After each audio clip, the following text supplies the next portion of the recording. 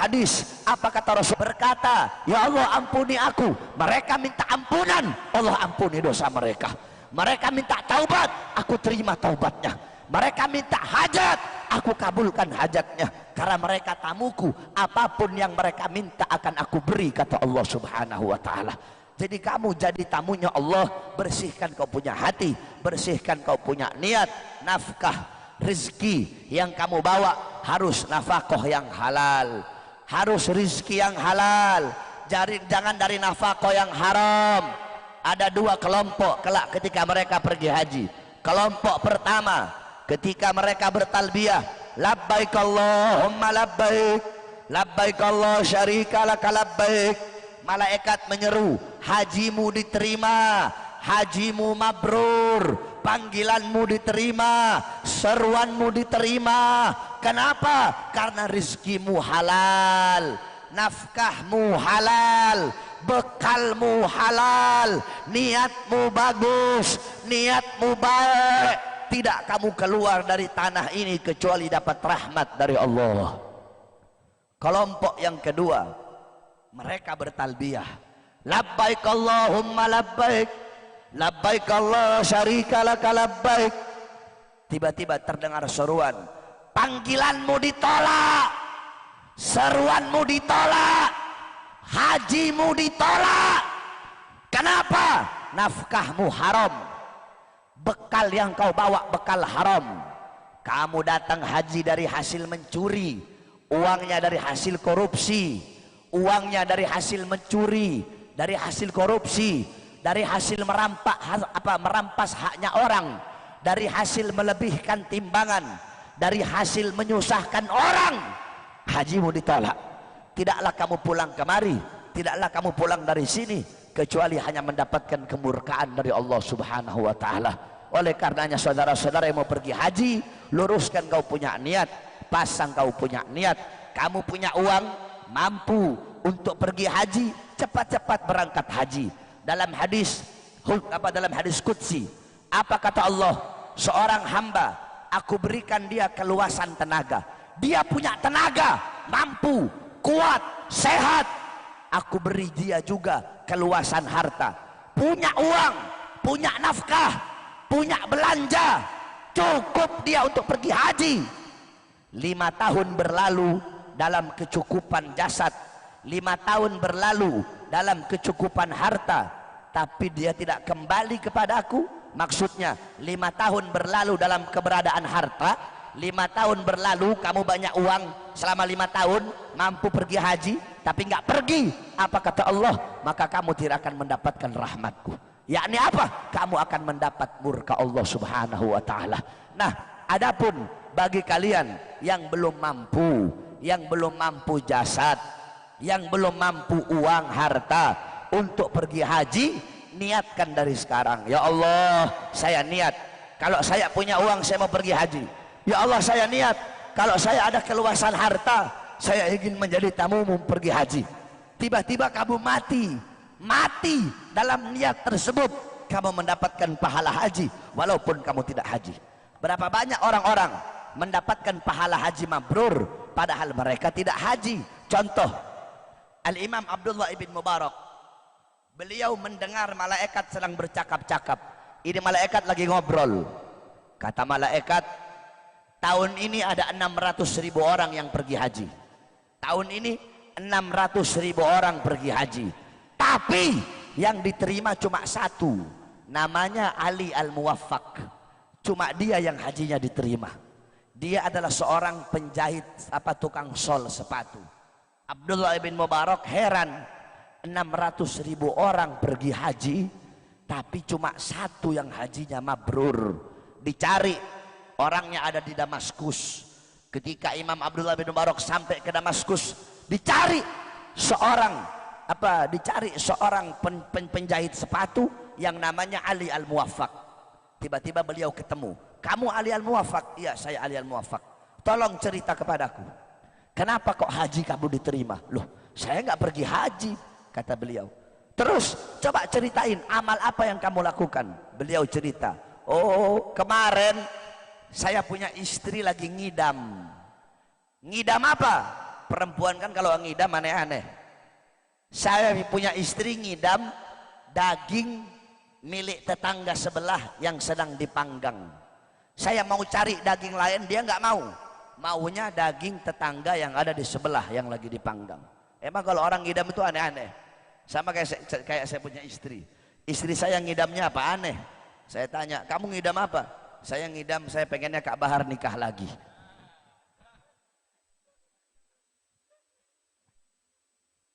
Akhirnya pergi Imam Ali Al-Muwaffaq ke tetangganya.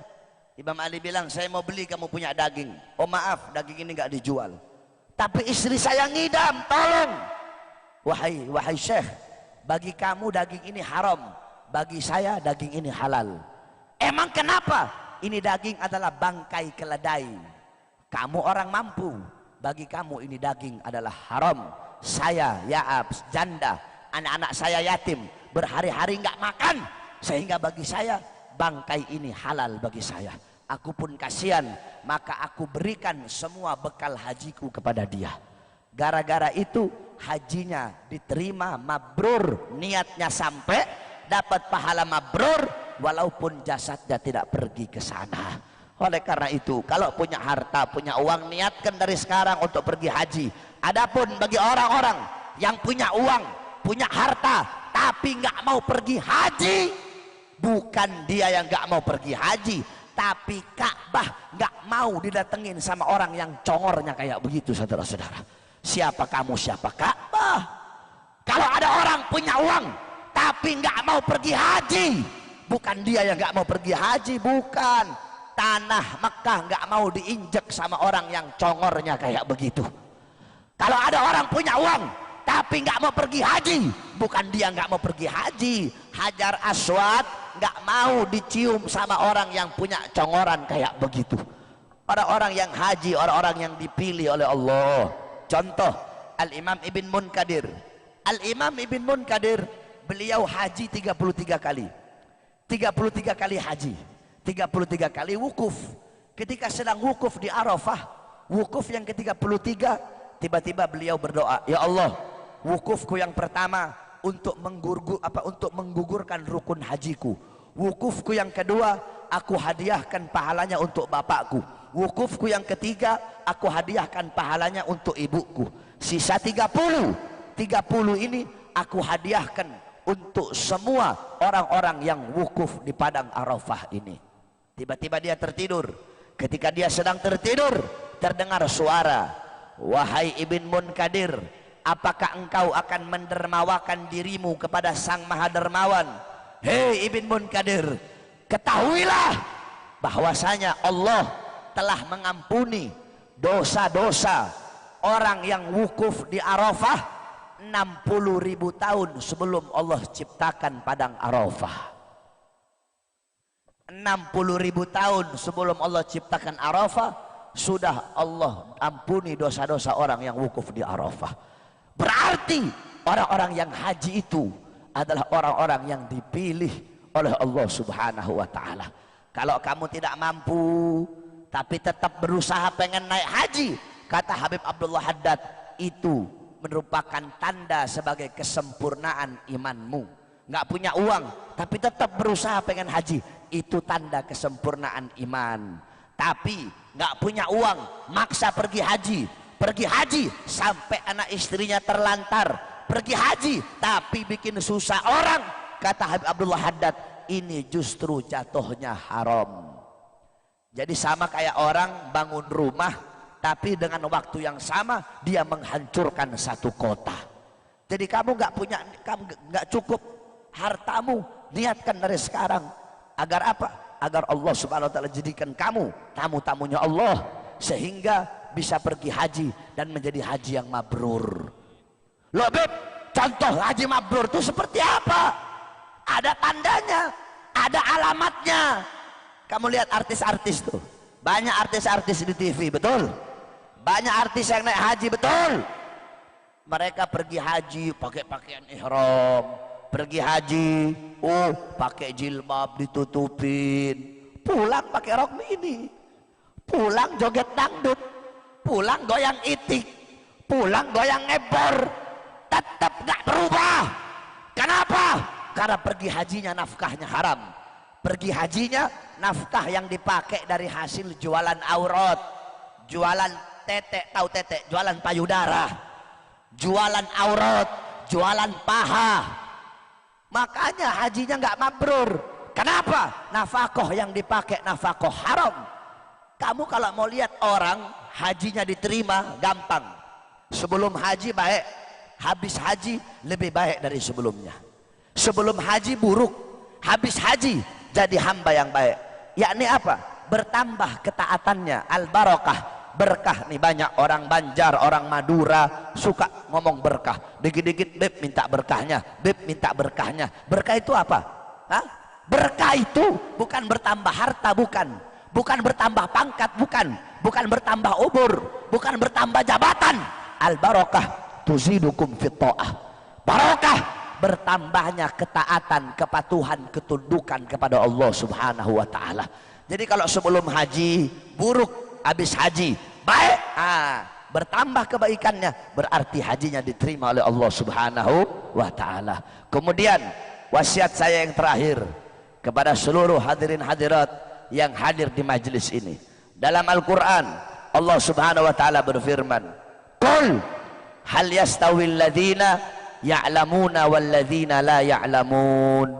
Katakanlah olehmu wahai Muhammad, apakah sama orang-orang yang alim dengan orang-orang yang tidak alim? Apakah sama para ulama dengan para pejabat? Apakah sama para ulama dengan presiden? Apakah sama para ulama dengan menteri? Apakah sama para ulama dengan polisi? Ai la yastauna abada, la fid dunya wala fil akhirah. Tidak akan pernah sama. Di dunia tidak sama, di akhirat juga tidak sama. Saudara-saudara, jangankan ngomong ulama, kejauhan ngomongin ulama.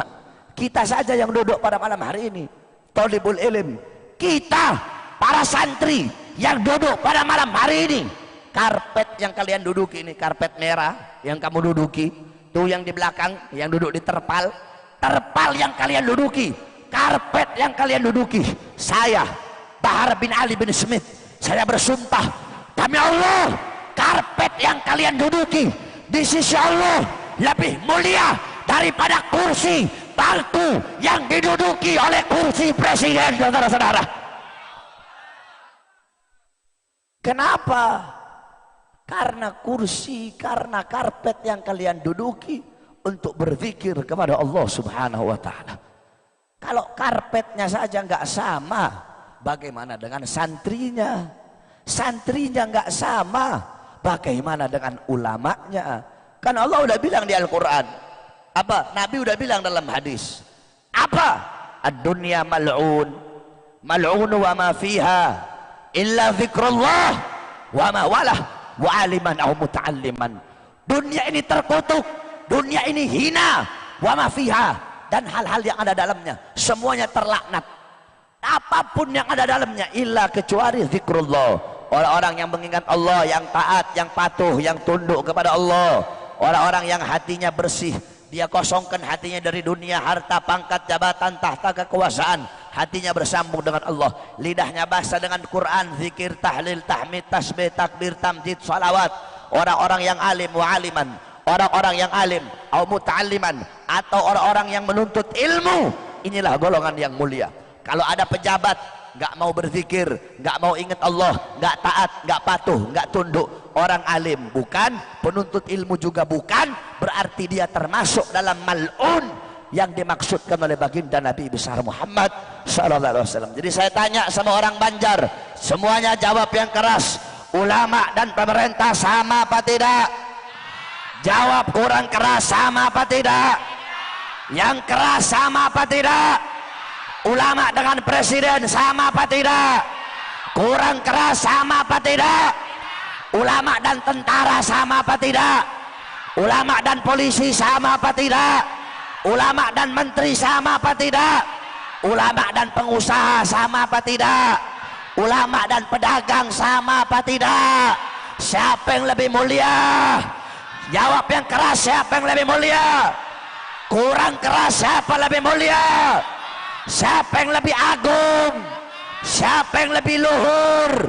Siapa yang lebih wajib ditaati? Siapa yang lebih wajib dicintai? Siapa yang lebih wajib diikuti? Allahu Akbar. Ulama, saudara-saudara, makanya ulama itu gak sama. Mereka golongan-golongan yang mulia, golongan-golongan yang agung. Sampai-sampai Al-Imam Abu Aswad Ad-Du'ali, yang ngomong Al-Imam Abu Aswad Ad-Du'ali, bukan Bahar bin Smith, bukan. Yang ngomong Imam Abu Aswad Ad-Du'ali. Kalau mau salahin, salahin Imam Abu Aswad Ad-Du'ali. Berani kamu nyalahin Abu Aswad Ad-Du'ali yang nemu ilmu nahwu? Apa kata beliau? Al-ulama al-muluk hukamun linnas, wal ulama hukamun lil muluk. Apa kata beliau?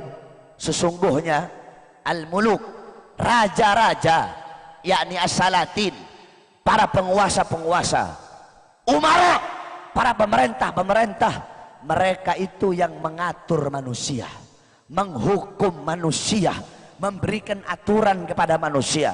Terus siapa yang bisa menghukum mereka? Terus siapa yang bisa mengatur mereka? Al ulama hukamun lil muluk. Para ulama yang mengatur para pejabat. Para ulama yang bisa menghukum para pejabat. Makanya saya bilang kan apa?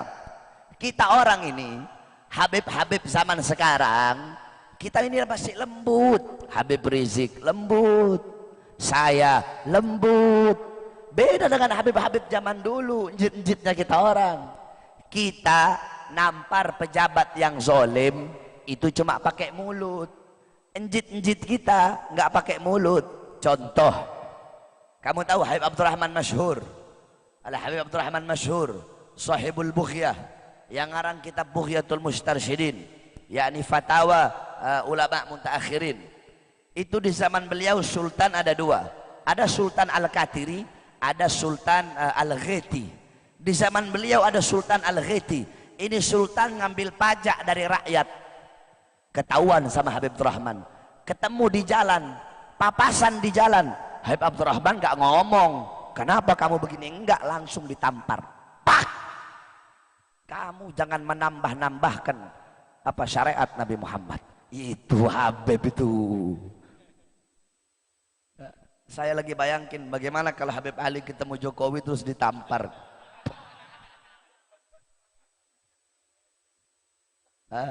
Saya lagi bayangin gimana kalau saya ketemu Jokowi terus kau.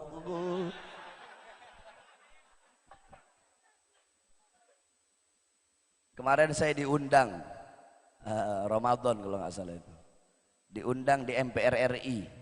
Jokowi hadir, semua hadir, cuma saya nggak mau datang. Walaupun nama saya disebut itu Habib Bahar bin Smith, ketua Majelis Mila Rasulullah, saya nggak ada, saya nggak hadir. Ngapain saya hadir? Mending saya habisin Quran, khatamin Quran di pondok. Ya, sebab kenapa dikatakan apa? Khiyarul umara, khiyarul umara alladzina ya'tunal ulama. Ingat-ingat itu. Ayo semua ikuti saya. Khiyarul umara, khiyarul umara, sebaik-baiknya pemerintah, alladzina, pemerintah yang ya'tunal ulama, mendatangi para ulama, wasyirarul ulama, dan seburuk-buruknya ulama, alladzina, yang dimana ulama ya'tunal umara, mendatangi para pejabat. Sebaik-baiknya pejabat-pejabat yang mendatangi ulama, seburuk-buruknya ulama, ulama yang mendatangi pejabat. Tapi kata Habib Ahmad bin Zain Al-Habsyi, ini nggak mutlak. Maksudnya nggak mutlak apa? Beb, mau pengen lama atau pengen sebentar, Beb? Kalau mau sebentar Anda selesaiin, nggak apa-apa. Ente ceramah sini sampai subuh.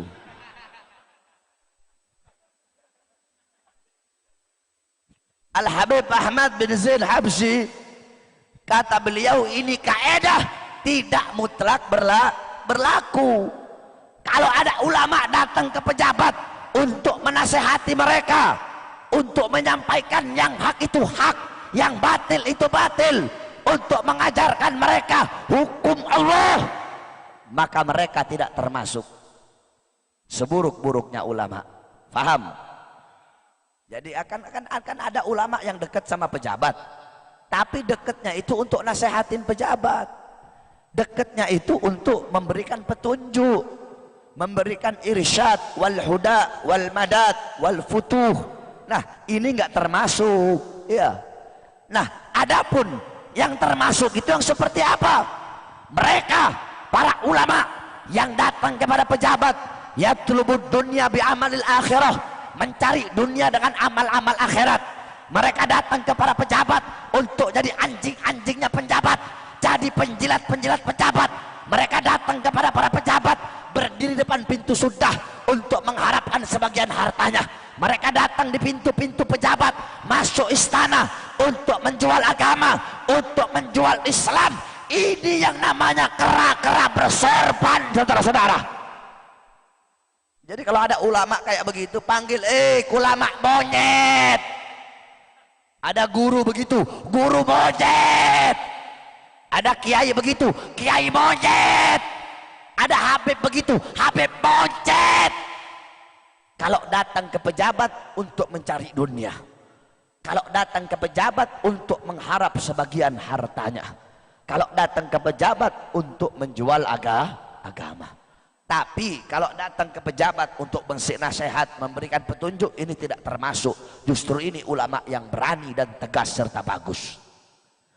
Nah, sebaliknya, khiyarul umara, sebaik-baiknya pejabat, pejabat yang datang kepada ulama.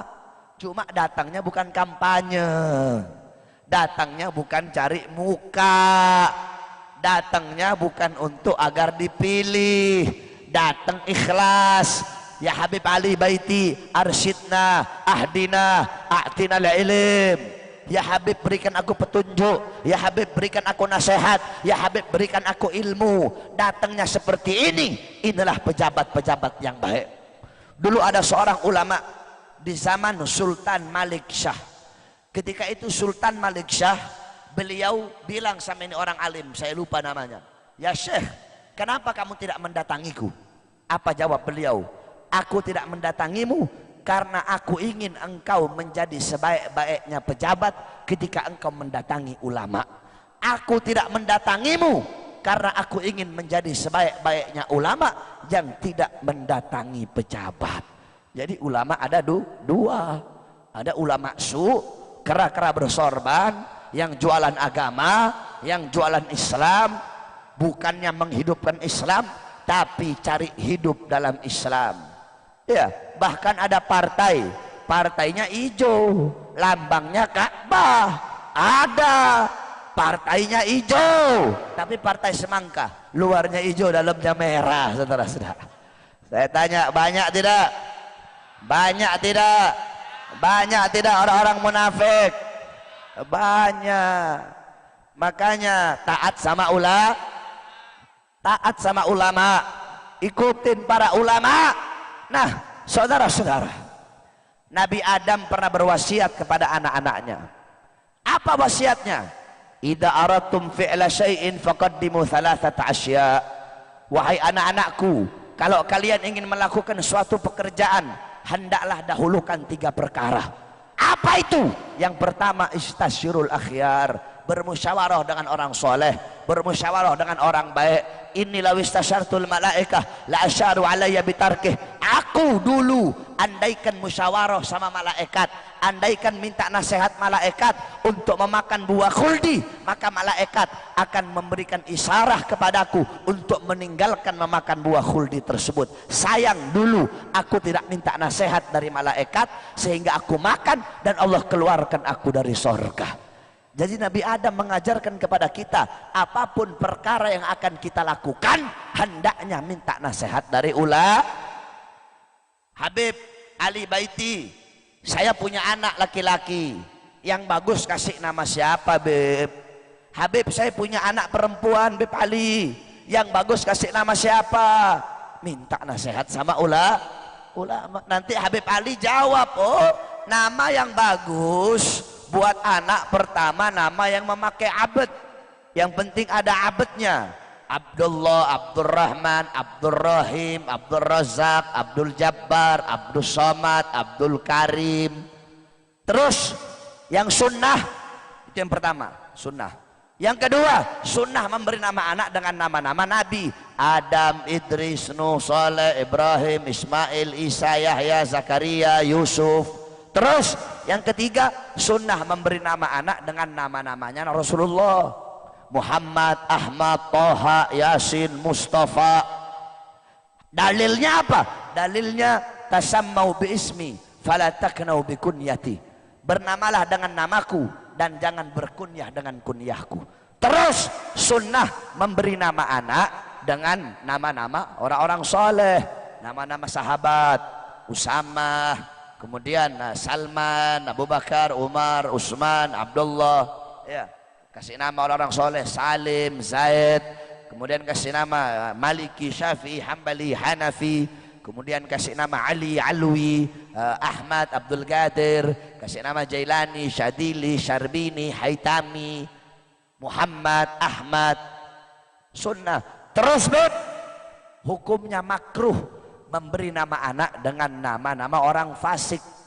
Apa? Tommy, Alek, Hengki, Ahok. Ini hukumnya terus haram memberi nama anak dengan nama-nama dewa. Apa? Lata, Uzza, Rama, Krishna, Wisnu, Sinta, Hanoman. Haram, tak boleh. Saya tanya, banyak enggak anak-anak Islam namanya Rama?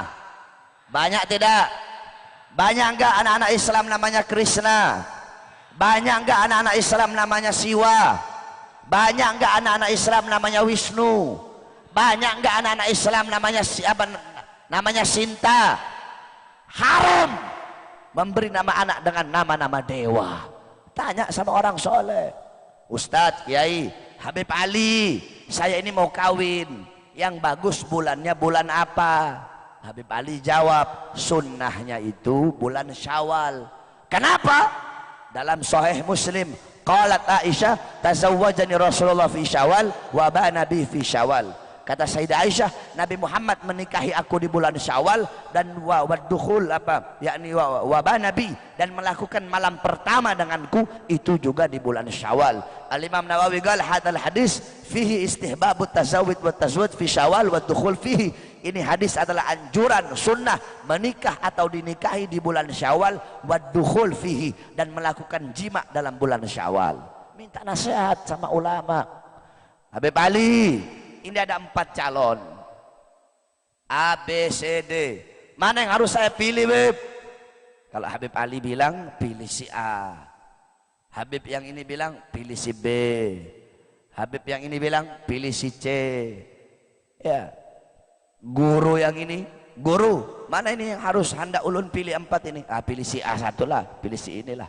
Kalau ente tanya sama anak Bebahar, ada 4 calon, mana yang harus dipilih? Kau ini 4-empatnya. Itu kalau ente tanyanya sama anak jawabnya begitu. Jadi tanya kepada ulama. Nah, kalau dalam hal-hal seperti itu saja tanya ulama, minta nasihat ulama, apalagi dalam urusan memilih pemimpin. Betul? Saya tanya besok 2019 Pilpres, mau ikut ulama atau ikut orang-orang bodoh? Mau ikut siapa? Mau taat kepada siapa? Saya tanya besok 2019, Mau ganti presiden atau tidak? Orang Banjar jawab yang keras, mau ganti presiden atau tidak? Mau ganti presiden atau tidak? Jawab kurang keras. 2019 mau pilih Jokowi apa tidak? Mau pilih Jokowi apa tidak? Loh Beb, emang kenapa Jokowi? Ya, pemimpin pendusta, pemimpin pembohong, pemimpin yang hidup kenyang, yang hidup senang, banyak utang, rakyat susah, rakyat menderita, pengangguran, rakyat mati kelaparan. Pemimpin seperti itu wajib untuk diturunkan dan digantikan, saudara-saudara.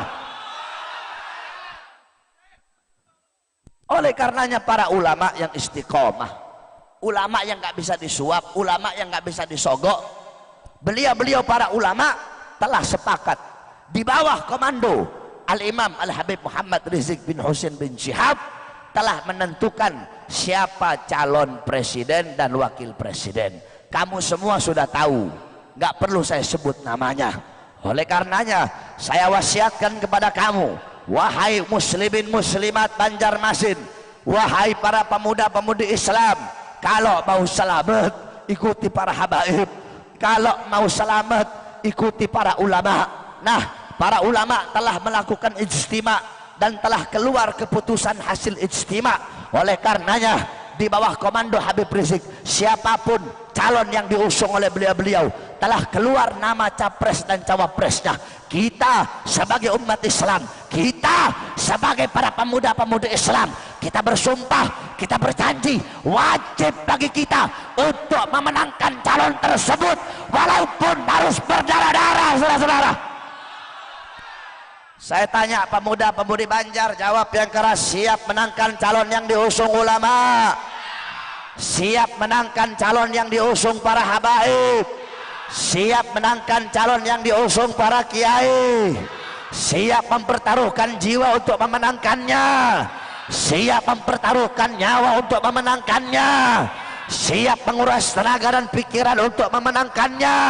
Allahu Akbar. Kenapa? Sebab kita anak-anak muda, satu-satunya harapan Indonesia, satu-satunya harapan bangsa, harapan rakyat, harapan para ulama. Saudara-saudara, nasib Indonesia ke depan berada di tangan kalian, wahai para pemuda-pemudi Islam Kalimantan Selatan, khususnya Banjarmasin dan umumnya Indonesia. Kenapa?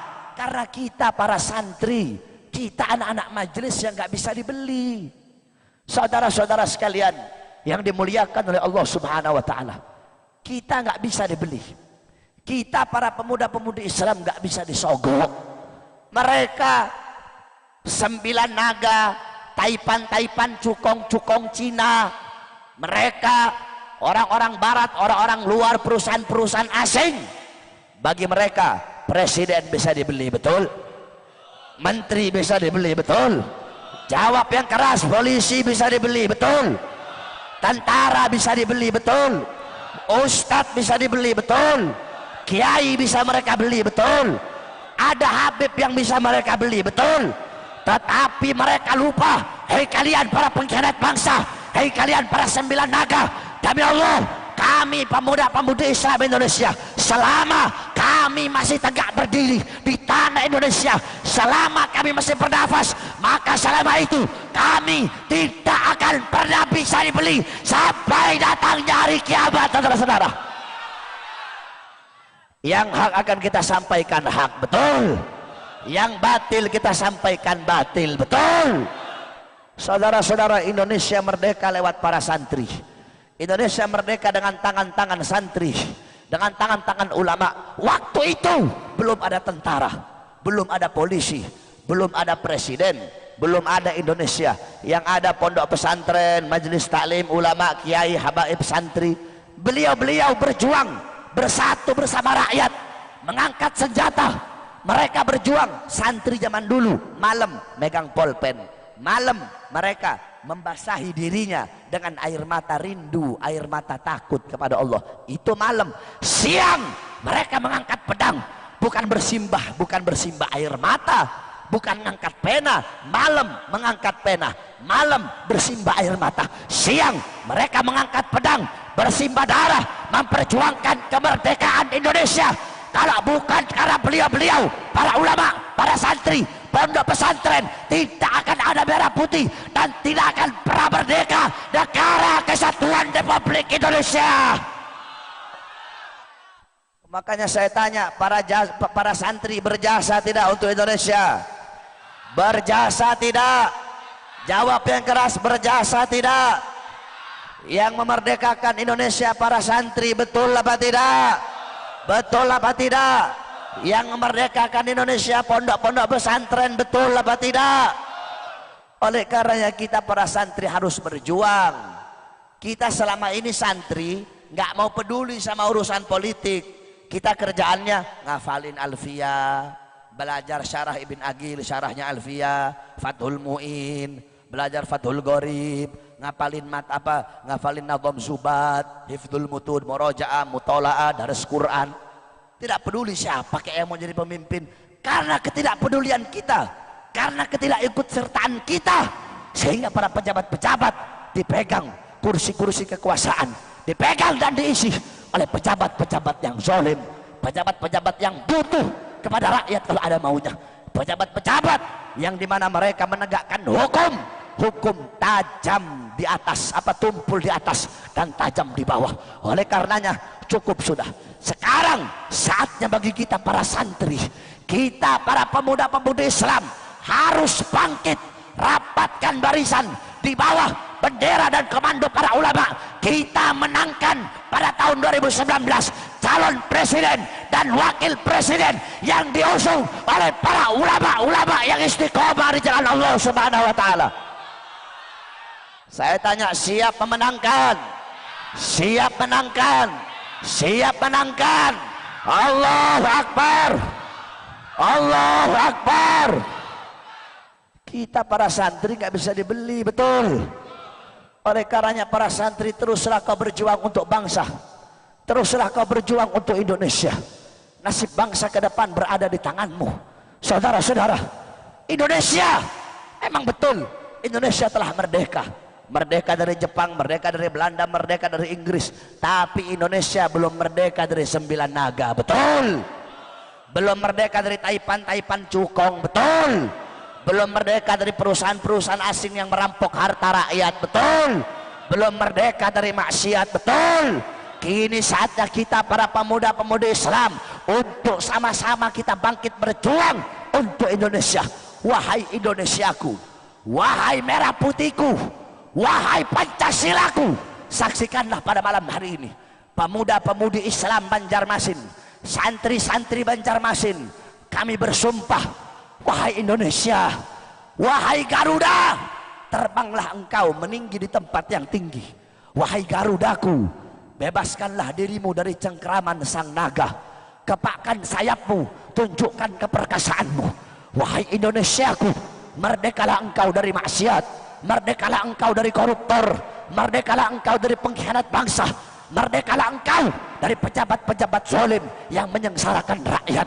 Wahai merah putihku, demi Allah kami para santri bersumpah, wahai merah putih, demi Allah, selama darah kami masih merah, selama tulang kami masih putih, merah putih, maka selama itu kami para santri akan berada di barisan paling depan, rela hancur dan binasa untuk kemerdekaan Indonesia Raya. Santri siap berjuang, siap hancur demi Islam, siap binasa demi agama, siap hancur demi Allah. Kalau musuh datang, lawan apa jangan? Lawan apa jangan? Lawan apa jangan? Orang Banjar musuh datang, lawan apa jangan? Orang Banjar yang keras, lawan apa jangan? Orang Banjar ada musuh datang, lawan apa jangan? Lawan apa biarkan? Maju atau mundur? Maju atau mundur? Orang Banjar mana suaranya? Maju atau mundur? Lawan apa biarkan? Lawan. Musuh bawa senjata, lawan.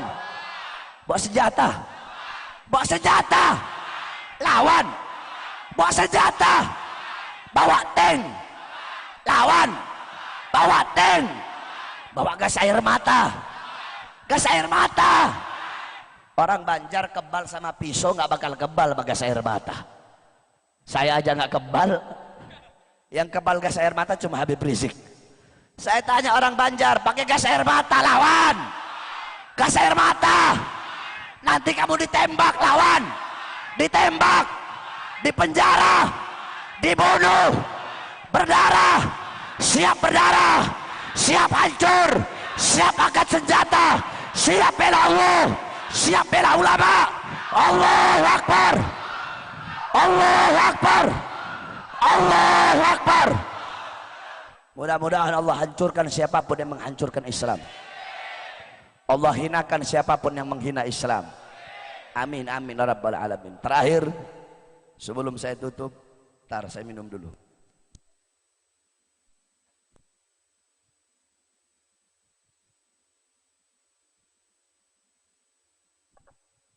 Saya ingin umumkan kepada saudara-saudara. 11 tahun lalu saya buka majelis taklim. Namanya Majelis Pembela Rasulullah. Tiap majelis tiap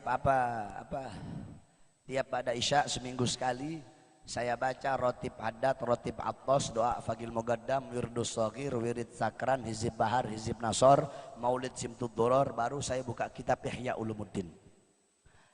Dari 11 tahun lalu sampai detik ini.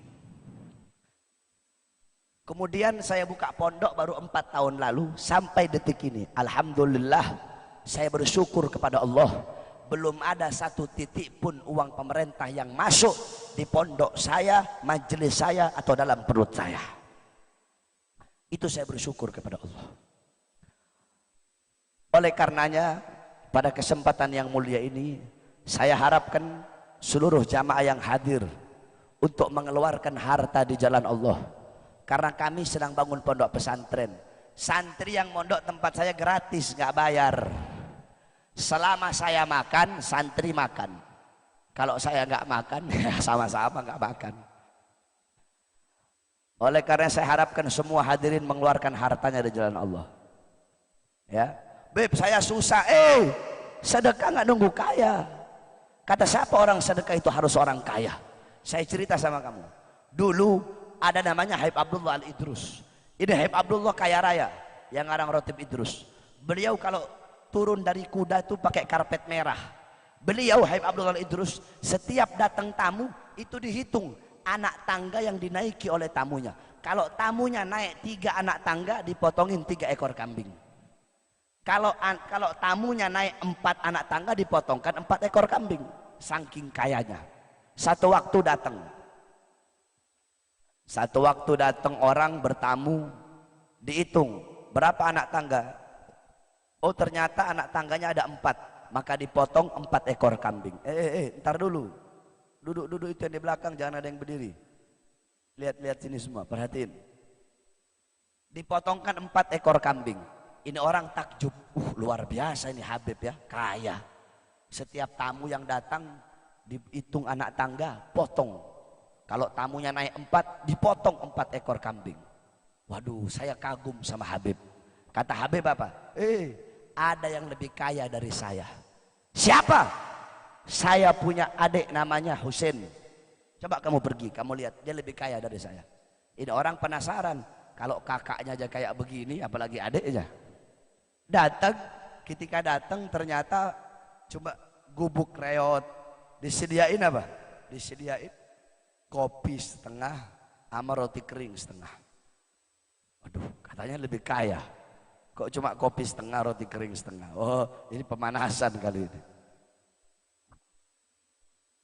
Ditunggu-tunggu nggak ada yang keluar, udah cuma itu aja Beb yang keluar. Akhirnya dia pulang. Dia bilang sama Habib Abdullah, Habib Softo, Habib tahu Softo? Bercanda. Habib Softo. Habib bercandain saya. Kata Habib, adik Habib lebih kaya. Kok cuma dikasih kopi setengah, roti kering setengah? Habib motongin 4 ekor kambing. Apa jawab Habib? Saya punya ratusan ribu ekor kambing saya punya. Harta saya hari ini ada ratusan ribu ekor kambing. saya cuma kasih 4 untuk kamu, saya potongkan.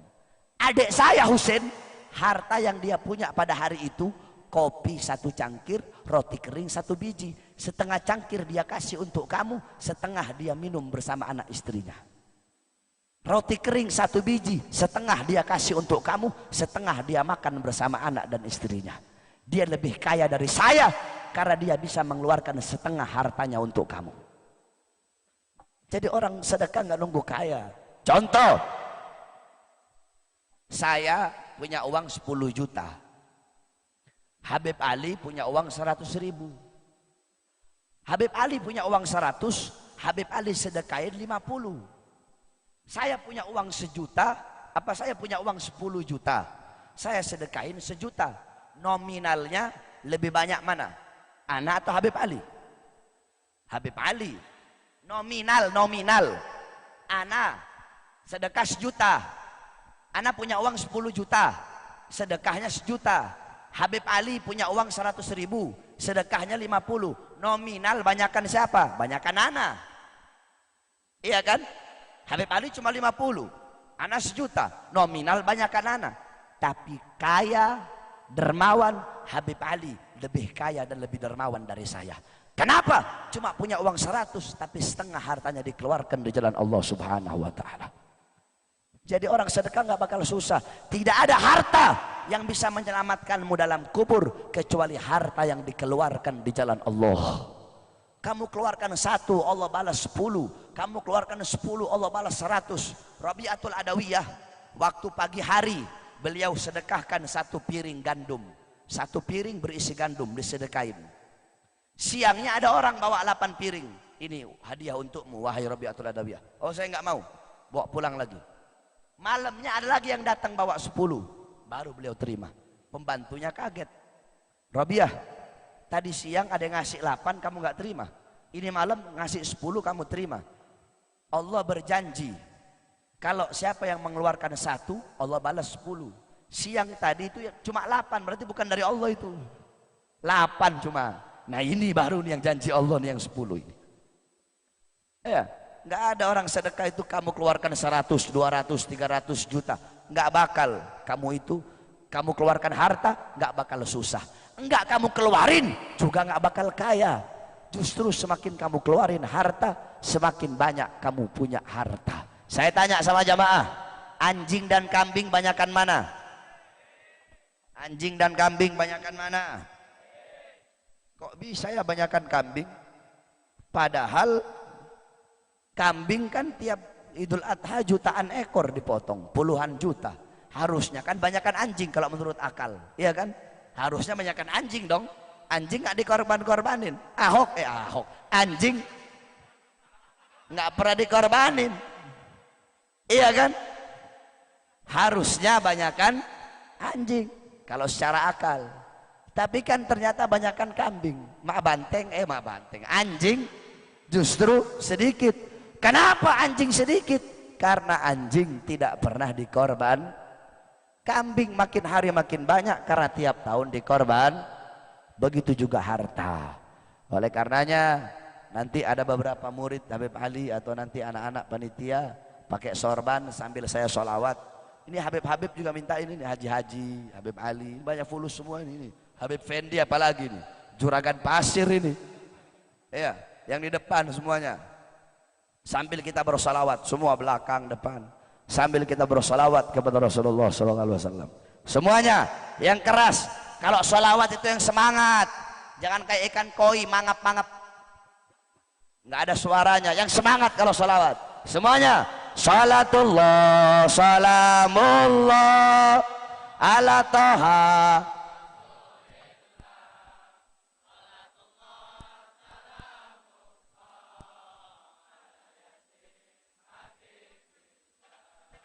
Salatullah, salamullah.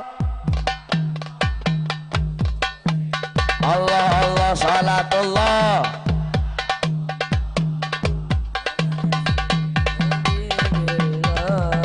Tawasalna bebes wabil hadir. Allah Allah tawasalna.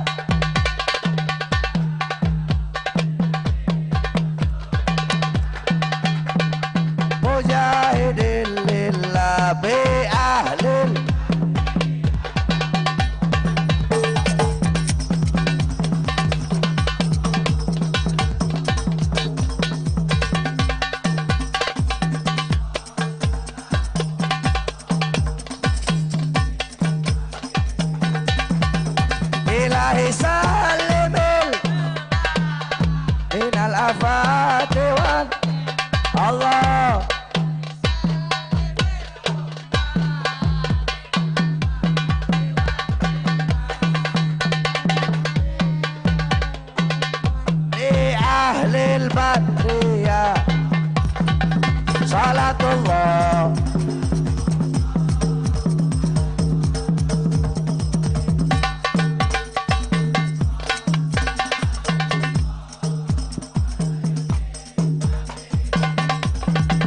Ilahi tur wa akrimna binal matalib minna. Ilahi tur wa akrimna binal matalib minna. Wa daf'i masa'atin anna bi ahlil badri ya Allah salatullah.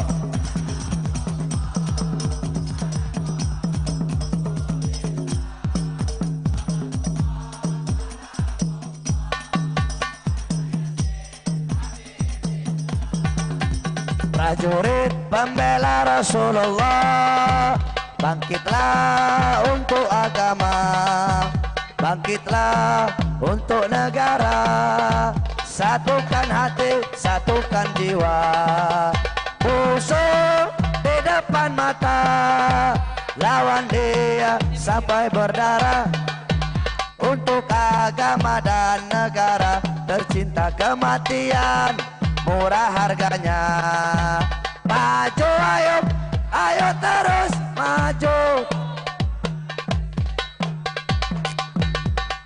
Kami berjanji demi Allah, rela binasa demi agama. Wahai prajurit pembela Rasulullah, walau harus merangkak dengan mata, takkan mundur, takkan mundur. Wahai para pemudi-pemuda, kibarkan panji Al-Mustafa, serahkan jiwa untuk agama, mencari syahid di jalan Allah. Maju pantang menyerah, walau bergelimangan darah, menjadi saksi di sisi Allah. Mati syahid adalah hari raya. Maju ayo terus maju. Pengkhianat bangsa, kami berjanji demi Allah, rela binasa demi agama. Wahai prajurit,